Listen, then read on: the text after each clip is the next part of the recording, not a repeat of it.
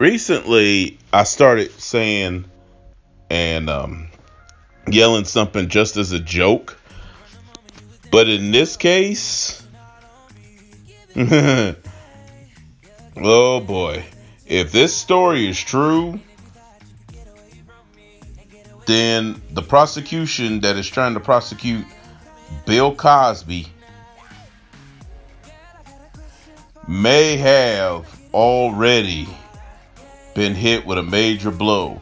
It may have already been hit with its own nuclear attack. It may have been hit below the belt. And on that last part, I say, ooh, the nuts. What I'm talking about is this chick right here, Janice Dickinson, who I always maintained when I heard the prosecution was going to call her to testify at the retrial. I said, okay, taking my personal feelings out of it and looking at it strictly from a legal standpoint, this is a mistake. Out of all the ones you could have called to testify against Bill Cosby, which really none of them, unless they had any direct involvement in the Andrea Constant case, which should not be taking place, in my personal opinion. You've heard me talk about that many times. But in my opinion, this woman was a big mistake to call. Even people I know that believe Bill Cosby is guilty of sin don't even believe this woman. I've even heard this say, Bill Cosby's guilty. He's guilty. I said, wait a minute, you guilty of all of this woman or that woman? They said, yeah. And then I bring up Janice Dickerson. They was like, oh, no, not her.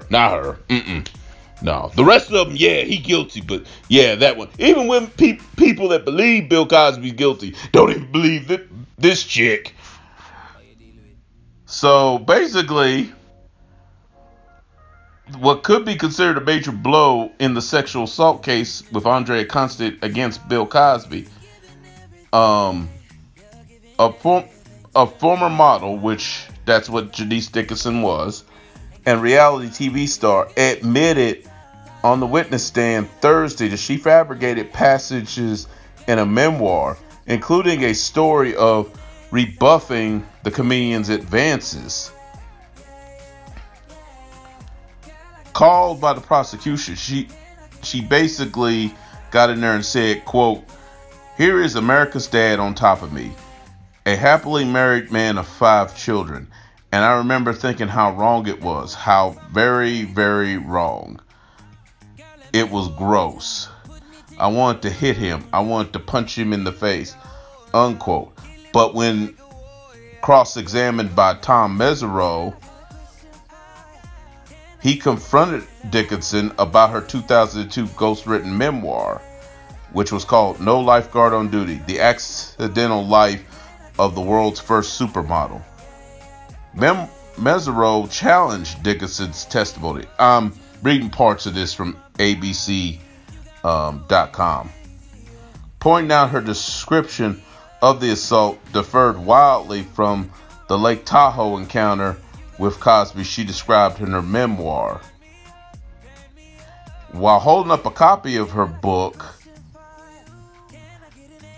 in which Mesereau cited 2 passages where she described rebuffing Cosby and then popping 2 Quaaludes and going to sleep alone in her hotel room.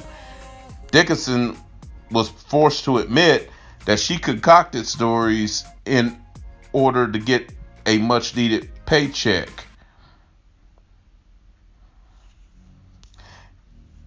In which Dickinson tried to defend her comment saying, quote, "It's all a fabrication there because I wanted to get a paycheck from my kids," unquote.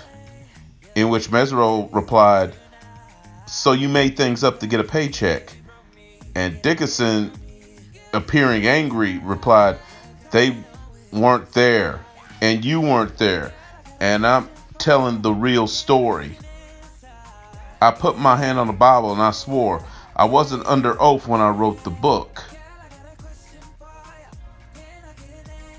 Now, Now, earlier in the case, under direct questioning, Dickinson testified that she decided to cut from her book the story of being sexually assaulted by Cosby after a publisher warned her that it could ruin her career. Still, ooh, that's a little hinky. Because if there's one thing that jurors do not like, they do not like witnesses having anything wrong. Because if you lied about being assaulted by Bill Cosby, you're saying one thing, but then in another, you're saying it almost like it was just something he rebuffed the advances and left. But then in another one, you're saying that he assaulted you. That's a little hinky. What do you guys think, man?